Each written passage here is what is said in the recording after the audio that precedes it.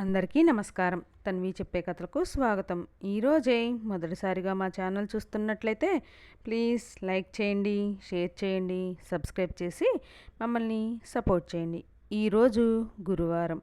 ఎవరైతే భక్తి శ్రద్ధలతో ఈ కథను వింటారో వారికి దత్తాత్రేయుడి అనుగ్రహం తప్పకుండా కలుగుతుంది.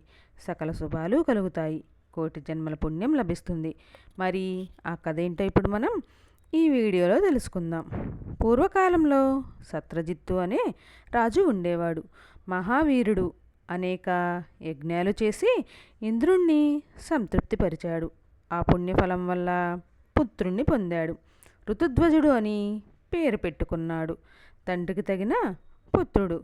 బుద్ధిలో బృహస్పతి సమానుడు. విక్రమ లావణ్యాల్లో ఇంద్ర అశ్విని కుమారులతో సమానుడు.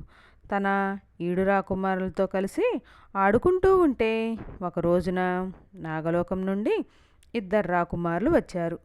వారిద్దరూ అశ్వతరుడు అనే నాగరాజు కుమారులు.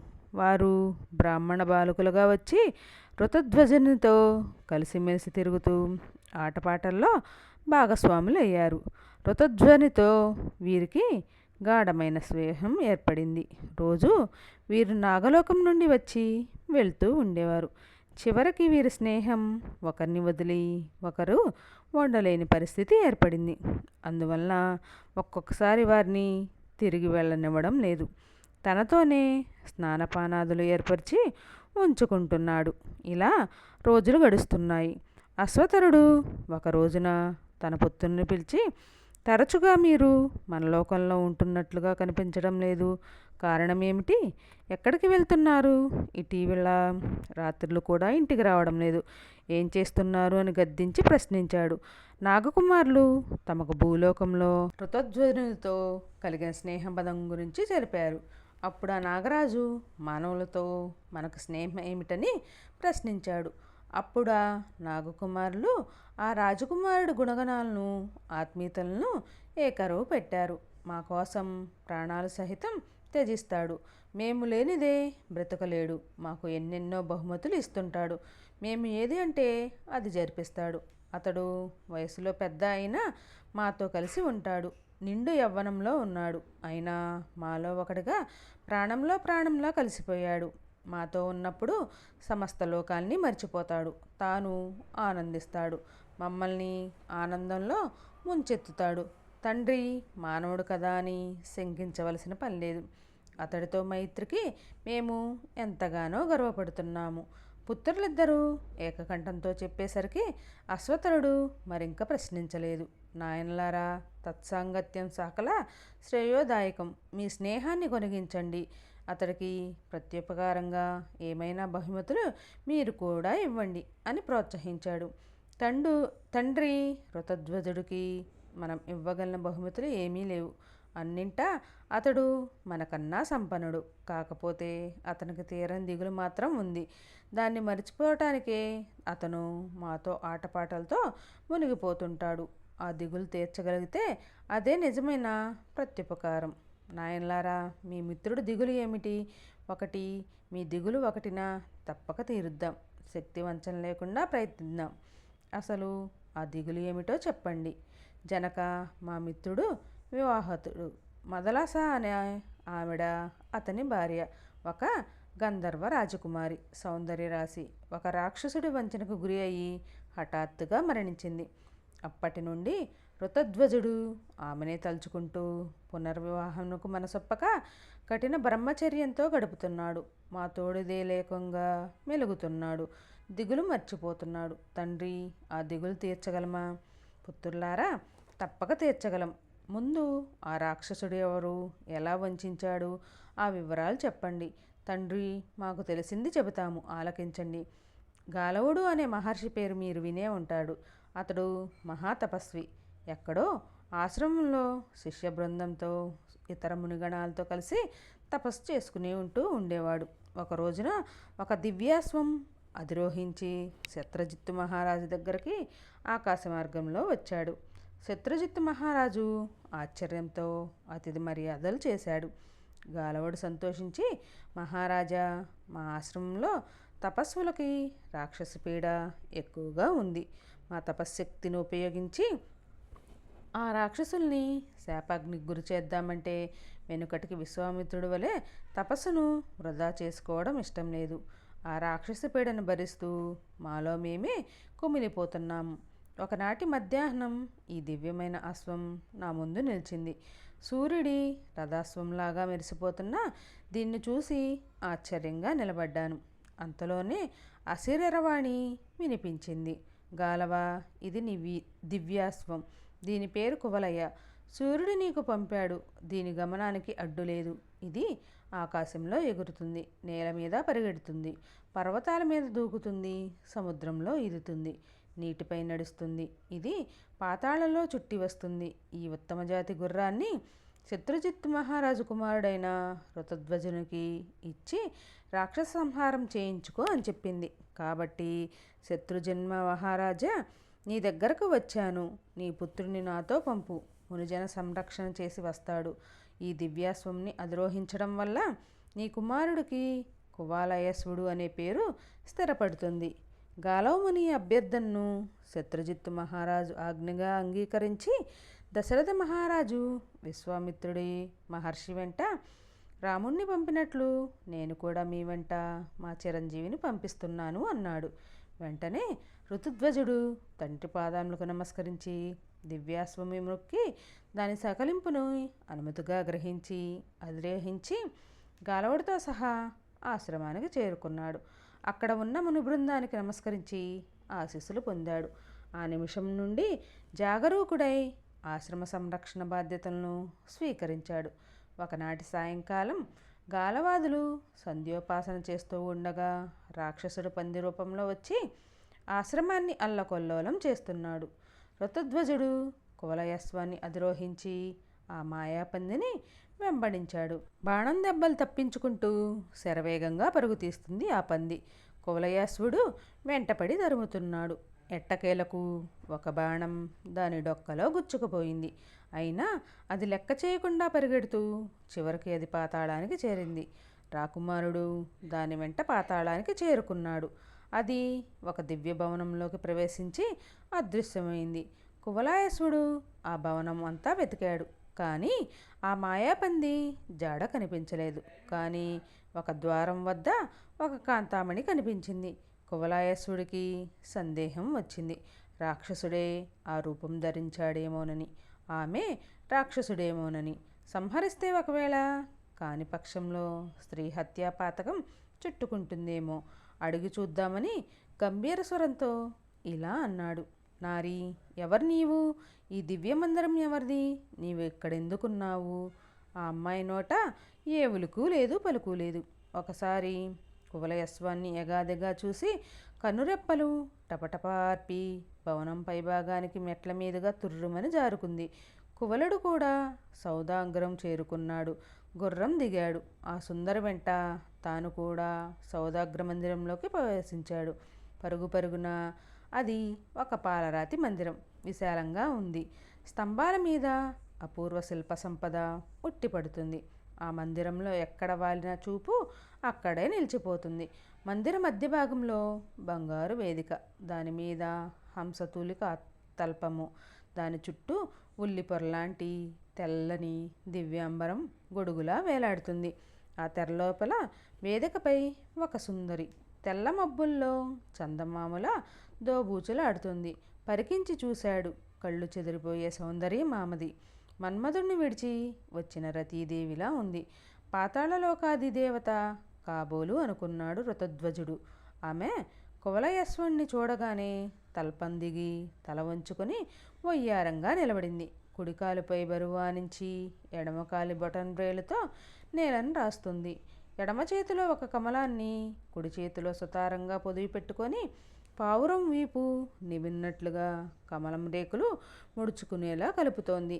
కడగంటి చూపులు విసురుతోంది. అతడు చూస్తుంటే కన్నులు దించుకుంటోంది. చూపులు కలిస్తే కలవరంతో కన్నులు దించుకుంటుంది. ఆమెకు తెలియకుండానే పెదవులపై చిరునవ్వులు విరుస్తున్నాయి. బొగ్గల్లో గులాబీ రేకులు విప్పుకుంటున్నాయి. ఋతుధ్వజునిలో అభిలాష మొదలైంది. 2 అడుగులు ముందుకు వేశాడు. ఆ సుందరాంగి చేరువలో నిలబడ్డాడు. పలకరించాలని తహతహా బయలుదేరింది. అతిథి మర్యాదలు చేయదా, కనీసం పలకదా, రండి కూర్చోండి అనదా అని ఎదురుచూపులు మొదలయ్యాయి. అతడు చేరువుకు వస్తున్న కొద్దీ ఆ లావణ్యవతిలో కళకళ బయలుదేరింది. కువలాయేశ్వరుడి ముఖంలో ఒక్కసారిగా చూసి వెంటనే చూపులు దించుకుంటోంది. ఆమె కన్నుల నుండి 2 అశ్రు బిందువులు హఠాత్తుగా రాలి ఆమె గుండెల మీదకు జారాయి. కువలాయేశ్వరుడు ఆశ్చర్యంతో నివ్వెరపోయాడు. ఇంతటి సౌందర్యవతికి దుఃఖమా? ఇన్ని సంపదలు ఉండి కన్నీరా? కారణం ఏమిటో తెలుసుకోవాల్సిందే అనుకుని మృదువుగా ఇలా పలకరించాడు. సుందరి, నీవు ఎందుకు దుఃఖిస్తున్నావు? నీ రాక నీకు ఇష్టం లేదా? ఇంత అందం ఉండి సంపద ఉండి నీకు కన్నీరేమిటి? ఇంతకీ అసలు ఎవరు నువ్వు? పేరేమిటి? నీ తల్లిదండ్రులు ఎవరు? ఈ పాతాళ నివాసం ఏమిటి? ఋతధ్వజుడు ప్రశ్నిస్తూనే ఉన్నాడు తప్ప ఆమె మాత్రం సమాధానం చెప్పలేదు. ఇంతలో ఇంతకు ముందు సింహద్వారం దగ్గర కనిపించిన సుందరాంగి వచ్చింది. ఆ యువతల ఇద్దరు గుసగుసలాడుకుంటున్నారు. ఇంతకుముందు కనిపించిన సుందరి కువలాయేశ్వరుడి దగ్గరగా వచ్చి ఇలా అంది. మహావీర, నీకు స్వాగతం. అతిథి మర్యాదలు జరపని మా అజ్ఞానాన్ని క్షమించు. ఇంతకీ మీరు ఎవ్వరు? కిన్నెర కుంపురుష గంధర్లో ఏ జాతి వాడవి? మమ్మల్ని ఈ నరకయాతన నుండి తప్పించడానికి వచ్చిన దేవతవా? ఎవరు మీరు? తెలియజెల్పి మా సందేహ సంకటాలను తొలగించండి. అప్పుడు మాత్రమే నేను కానీ మా రాకుమారి కానీ నీతో ధైర్యంగా మాట్లాడతాం. ఈ ప్రశ్నలకు కువలాయేశ్వరుడు బదులు ఇచ్చాడు.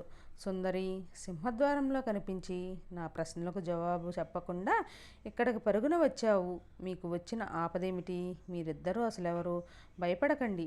నేను రాక్షసుని కాదు, దేవతను కాను, సామాన్య మానవుణ్ణి, రాజకుమారుణ్ణి, సత్రజిత్తుపాలుడి కుమారుణ్ణి. మీ విషయాలు తెలియజెప్పండి, చేతనైన సహాయం చేస్తాను. మళ్ళీ సుందరాంగులిద్దరు చెవులు కొరుక్కున్నారు. పరిచారికలాగా కనిపిస్తున్న సుందరి యువతలకు వచ్చి ఇలా అంది. రాకుమార, విశ్వసు అనే పేరుగా వినే ఉంటావు. గంధర్వరాజు వారి గారాల కూతురే ఆమె.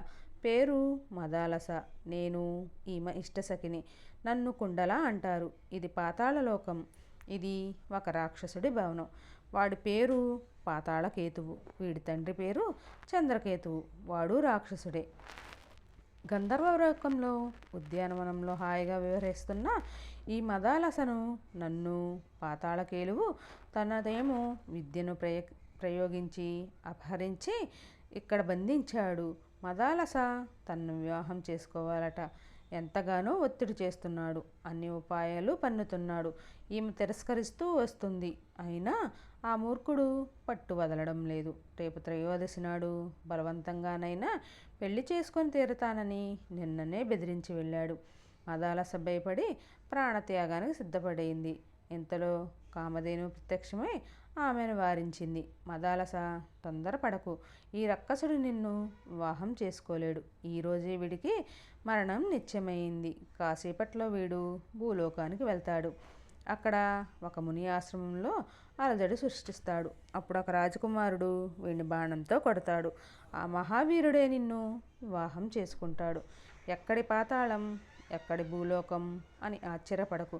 రేపటికి అంతా నీకే తెలుస్తుంది. ఇలా కామధేనువు ధైర్యం చెబితే రాకుమారి ఆత్మహత్యా ప్రయత్నం నుండి విరమించుకుంది. సింహద్వారం దగ్గర నీ ప్రశ్నలకు నేను బదులు పలకలేదు. క్షమించు. నురుగులు కక్కుతూ పంది రూపంలో పారిపోయి వస్తున్న పాతాళకేతువును చూశాను. వాడి డొక్కలో నాటుకున్న బాణం చూశాను. కామధేనువు నిన్న చెప్పిన మాటలే ఈరోజే నిజమైపోతున్నాయే అన్న సంబరంతో ఈ శుభవార్తను మదాలసకు చెప్పాలనే ఉత్కంఠంతో మెట్ల వెంట సౌదాగ్రం మీదకి పరుగులు తీశాను. నిన్ను నీ ప్రశ్నలను పట్టించుకోలేదు. అవును, నేను మెట్లు ఎక్కి వచ్చేలోగా నువ్వు సౌదాగ్రం చేరుకున్నావే. అంత వేగంగా ప్రయాణించే శక్తి నీకు ఎలా వచ్చింది? మానవ మాతృని అంటున్నావు. ఇది ఎలా సాధ్యం? ఆకాశయానం, వాయువేగం, ఈ సౌందర్యం, ఈ రూప సౌష్ఠవం ఇవన్నీ అతిమానుష్టమైన విషయాలే. దయచేసి నిజం చెప్పు. ఆ పందిగాడిని నువ్వే తరుముకుంటూ వచ్చావా, లేకపోతే కాకతాళీయంగా జరిగిందా? కుండల, నీ సందేహం సమంజసమే. గాలవ మహర్షి ఆశ్రమంలో అలజడి సృష్టిస్తున్న పందిని నేనే తరుముకుంటూ వచ్చాను. నా బాణం దెబ్బ తగిలినా వాడు ప్రాణాలతో పారిపోయి వచ్చాడు. గాలవ మహర్షికి సూర్యదేవుడు బహుకరించిన దివ్యాశ్వాన్ని అధిరోహించడం వల్ల నాకు వాయువేగ మనోవేగాలు సాధ్యపడ్డాయి. దీన్ని అధిరోహిస్తే పాతాళానికి ఏమిటి, ఎక్కడికైనా క్షణంలో చేరుకోవచ్చు. బహుశా నీకు రాకుమారికి సందేహాలన్నీ తీరిపోయాయనుకుంటాను. నేను మానవ మాతృణ్ణి, ముమ్మాటికి రాకుమారుణ్ణి. మా తండ్రి పేరు శత్రజిన్మహారాజు. నన్ను ఋతుధ్వజుడు అంటారు. ఈ గుర్రం పేరు కువలాయాశ్వం. అందుచేత నన్ను కూడా కువలాయాసుడు అన్నారు ఆశ్రమవాసులు కొందరు. ఉన్నట్టుండి మదాలస బుగ్గలు ఎరుపక్కాయి, కన్నులు చెమరించాయి. కన్నుల్లో చూపుల్లో ఒక బెదురు తొంగి చూసింది. ప్రథమ సందర్శనంలో అంకురించిన అభిలాష ఇప్పుడు పల్లవించింది. అతడి ఎదుట నిలబడలేకపోతుంది, అలాగని వెళ్ళిపోను లేకపోతుంది. ఈ అవస్థను గుర్తించకుండా రాకుమారుడి వైపు చూసి సాభిప్రాయంగా నవ్వింది. రాకుమారా, కామధేనువు చెప్పిన మానవ మహావీరుడు నువ్వే. నీ చేతిలో పాతాళకేతువు సంహరించబడతాడు. మా మదాలస తపస్సులు ఫలించాయి. మేము గంధర్వలం. ఆ మంత్రం పైకైనా గాంధర్వ వివాహం మాకు పరిపాటి. ఆ దివ్యాశ్వం మీద అధిరోహించి చేసి మదాలసను మీ రాజ్యానికి తీసుకువెళ్ళు. కావలసి వస్తే అక్కడ మీ పద్ధతిలో వివాహం జరిపించుకో. కొండల, నీ వంటన్న ప్రతి మాట నాకు సమ్మతమే. నా మనసులో మొదలవుతున్న ఊహల్ని నువ్వు పలుకుతున్నావు. కానీ నాదొక చిన్న అభ్యంతరం. మీరు గంధర్వులుగా గాంధర్వ వివాహం మీకు శోభిస్తుంది. మేము మానవులం. సమంత్రకంగానే మాకు వివాహం జరగాలి. అదీ కాక నేనింకా తండ్రి చాటు బిడ్డను. తల్లిదండ్రుల అనుమతి లేకుండా వివాహం జరగటం నాకంతగా నచ్చదు. ప్రస్తుతం గాలవ మహర్షి అధీనంలో ఆశ్రమ రక్షకుడుగా ఉన్నాను కాబట్టి వారి అనుమతి కూడా అవసరం. కువలాయస్వ, మదాలసలను వివాహమాడటం అంటే ఇష్టమేనన్నావు. అది చాలు. మిగతా అభ్యంతరాలు నేను తీరుస్తాను. కులగురువులు పితృ సమానులని శాస్త్రం చెబుతుంది. నా యోగశక్తితో మీ కులగురువులో తుందిల మహర్షిని ఇక్కడికి రప్పిస్తాను. వారు మీ కులాచారం ప్రకారం సమంత్రకంగా వివాహం జరిపిస్తారు. దీనితో నీ అభ్యంతరాలన్నీ తొలగిపోతాయి. ఋతుధ్వజుడు అంగీకరించాడు. కొండల తన యోగామాయ శక్తితో తుందిల మహర్షిని ఆహ్వానించింది. వారు వివాహానికి అవసరమైన వస్తు సామాగ్రితో విచ్చేశారు. సమంత్రకంగా మదాలస ఋతుధ్వజులకు అగ్నిసాక్షిగా వివాహం జరిపించారు. దక్షిణ తాంబూలాలు స్వీకరించి తన ఆశ్రమానికి వెళ్ళిపోయారు. కుండల కూడా నవదంపతులను దీవించి తన గంధర్వలోకానికి తాను వెళ్ళిపోయింది. పంది రూపంలో పారిపోయి వచ్చిన పాతాళకేతువు తన సోదరుడు తాళకేతువుతో మంతనాలు జరిపి రాక్షస మహాసైన్యాన్ని సమకూర్చుకొని తాను మదాలసను బంధించి ఉంచిన సోదం దగ్గరకు వచ్చాడు. తనను వెన్నంటి తరుముకుంటూ వచ్చిన కువలాయాసుడు అక్కడే గదా ఆగిపోయాడు. ఒంటరిగా దొరుకుతాడు. సైన్యంతో చుట్టుముట్టి పెడదామని ఆశించి వచ్చాడు. మదాలస తన దివ్యాసం మీద ఎక్కించుకొని భూలోకానికి బయలుదేరబోతున్నాడు.